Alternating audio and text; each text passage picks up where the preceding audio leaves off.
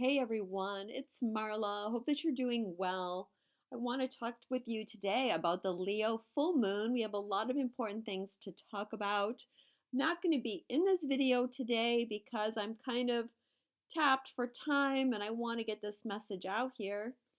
And my goodness, I'm so tired. There's been so much solar activity, solar flares, and storms during this 222 gateway that um, well, actually, these solar flares, they make me feel like a zombie actually when that energy is coming in and I just kind of zone out. I don't have a lot of focus and really I have little choice but to just kind of relax and take it easy. And so you're probably feeling that energy too, and I hope that you're taking it easy.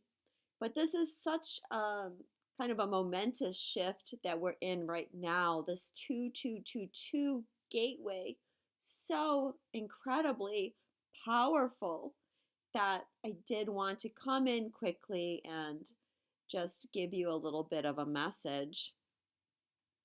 So the full moon is tomorrow, that's February 16th.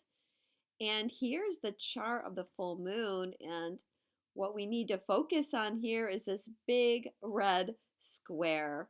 So you're probably aware that there is this grand fixed cross happening at this full moon. The sun being in Aquarius, the moon in Leo, and then the other parts of the square is the north and south nodes of the moon. Now, the north and south nodes of the moon represent where the moon crosses the ecliptic of the sun. That's why it's considered so very karmic. So the nodes as well, to me, they echo this energy of the sun and the moon. Now, well, so this grand cross, this is like a crossroad for us, okay? And we're needing to make some choices. Now, depending on where you are in your spiritual journey, is how this energy is going to be affecting you. You might be able to roll with this energy, but if you are kind of new to your awakening journey, I would say, like, if you've been awakening maybe 1, 2, 3, 4, even 5 years, and again, depending where you are, everyone's awakening journey is different, but you might be feeling highly pressured right now to do some major clearing because it's time. It's time for us to move up to our next step, move to our next levels.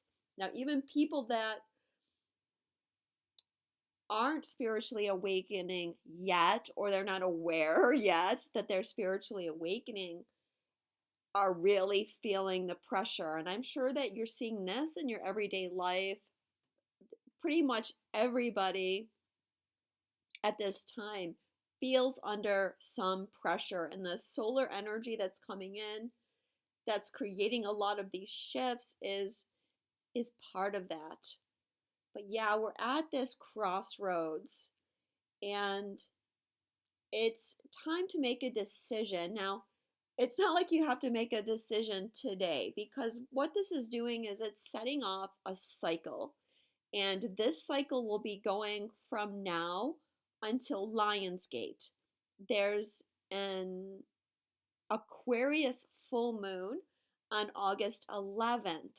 Okay, and we'll be at another grand cross like this, only the sun and the moon are going to be reversed. And it's going to be even more intense than this one because there's going to be planets involved. So from now until then, it's going to be push, push, push, push, push to get you to your next level. Now, what you want to do, what your role is not resisting. You need to let go. You need to just flow with the energy, focus on your heart, focus on what you are wanting to create, and letting go of anything that's not resonating with that. one of the things happening here, well, first of all, look at this. Look at Uranus. 1111. Time to wake up, people. And it's 77% battery that I have. Yeah, this Grand Cross, I feel, is really contributing to the major awakening that's going on right now. So many people are shifting. And we've got Uranus confirming that.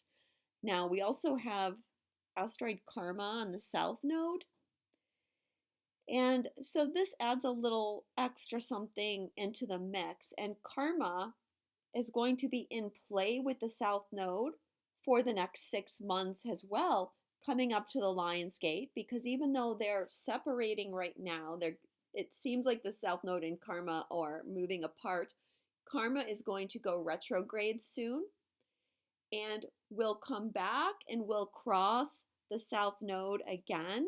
And on that, at the 8-8 Lion's Gate gateway, Karma will once again be on the south node. Now, again, depending on where we are in our spiritual journey, that's going to depend on how Karma is affecting us. If we're just awakening, then Karma on the south node is bringing up past life energy for us to work with and to clear, and probably a lot of what you're facing in your life, if you are kind of facing some intense times or some kind of internal crisis, it's going to be related to that past life stuff. If you've been on your journey a little longer and you've been clearing a lot of past life stuff, what we're able to access now is some soul integration work. And the soul integration work is helping us reconnect with our past life skills and ability. And those skills and abilities are helping us with our next step. Now even if you are new to your awakening journey, that doesn't mean that you can't also be doing soul integration work and tuning into past life skills. I probably shouldn't have said it like that, because everybody has the ability right now to do that, but the key is that you have to clear some of your karmic patterns in order to let the skills and abilities come through you. So that's kind of where the difference is. And this is what we're going to be working on for the next 6 months. And this has to do with our next step as far as our mission goes, and our next step in manifesting. And with the sun in Aquarius and the moon in Leo, it's about sharing your gift with the world.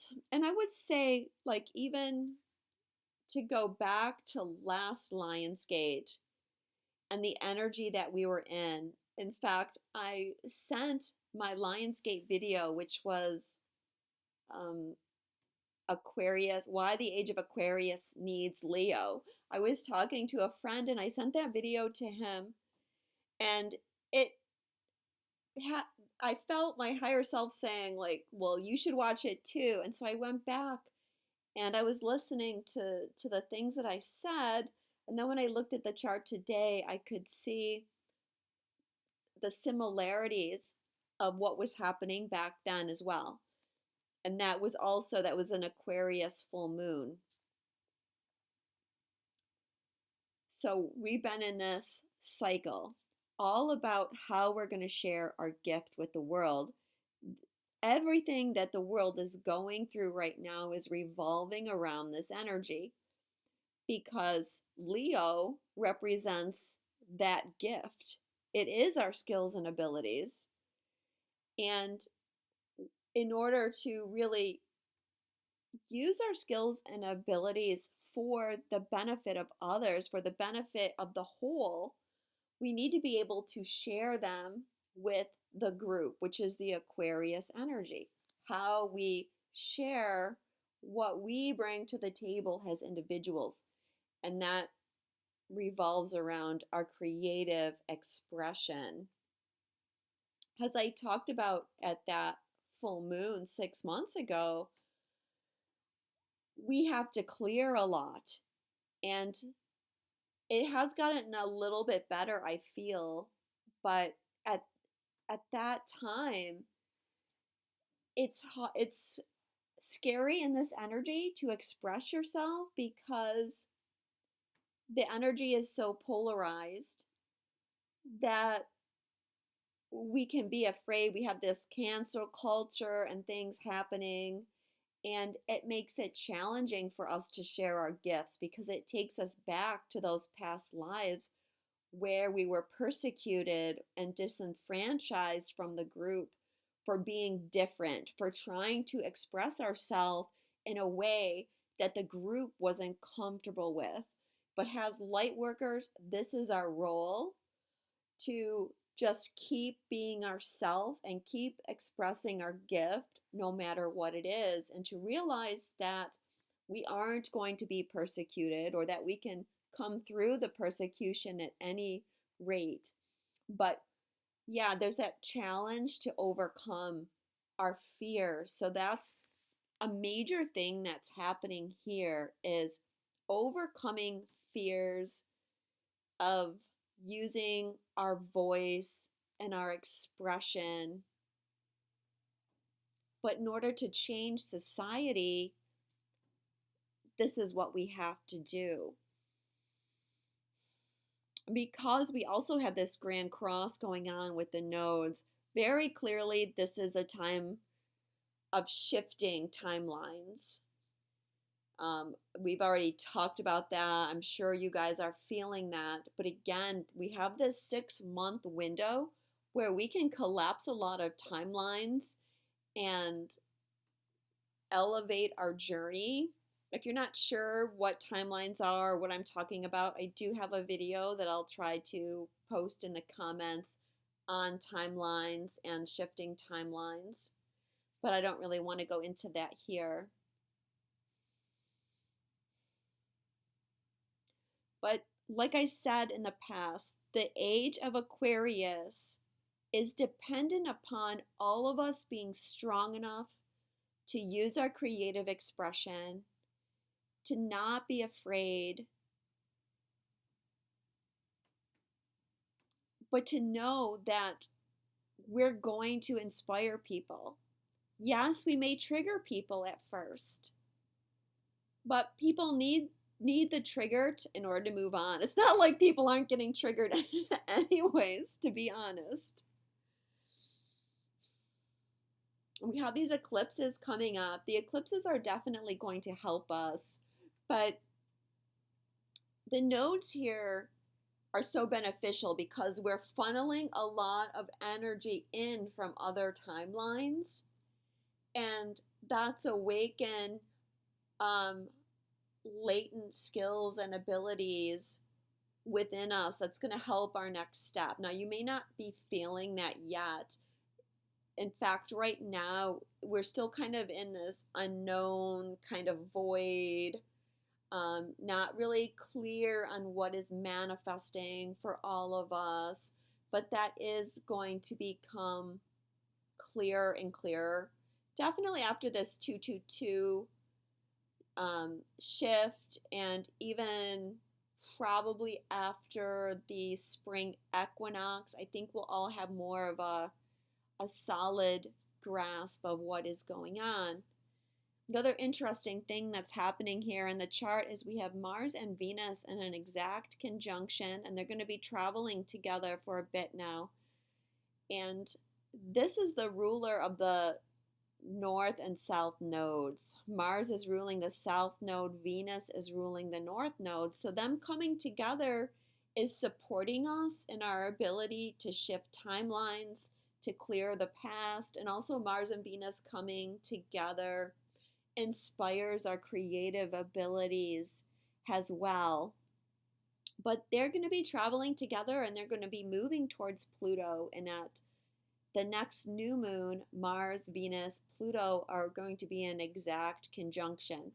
So we are moving towards some energy of purging some things out, and we're going to be purging some things out around the patriarchal energy. There's a shift coming for the divine feminine that relates to a yod that is forming between those three planets and then the south node and Lilith, Black Moon Lilith. And this is activating the divine feminine to not be afraid to speak her truth. It's going to be clearing out some of those patterns of fear. Now, the masculine energy has also been affected by the patriarchal energies that have limited the creative expression of the feminine and the feminine wound that we carry that is represented by this Lilith energy. This is like the that fierce warrior feminine energy that wants equality. I think there's a lot of these planetary energies change the more we ascend. So this idea that we want retribution and that sort of thing, I think has been leaving. We've been doing a lot of Lilith healing since 2018. And I feel now it's more like equality. It's time for equality. And because Lilith is in Gemini, that's going to help us to be able to speak up and heal our truth. But I'll be talking about that more as we get closer to the next new moon. So the Sabian symbol for the new moon is many little birds chirping on the limb of a large tree. So again, there's this Sabian about sharing our expression, sharing our creativity, using our voice. Also, I think being social, collaborating with other people is also something that's being activated. Since that Mercury retrograde, the energy has been much more social, and I feel like more and more people have been connecting or reconnecting with people from their past, and it's part of helping us all shift and moving us all forward. And then the energy of the sun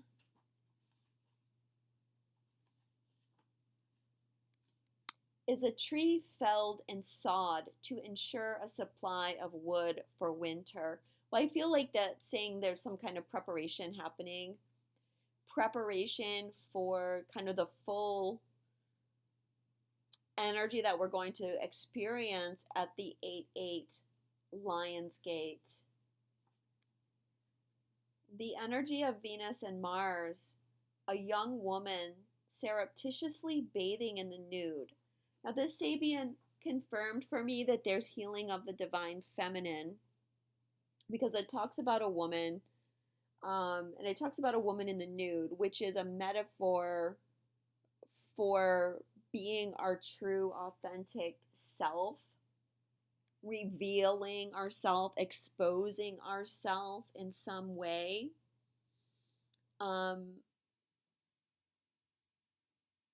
And that, yeah, look for that to really expand within you over the next couple of weeks as we head towards the Pisces new moon.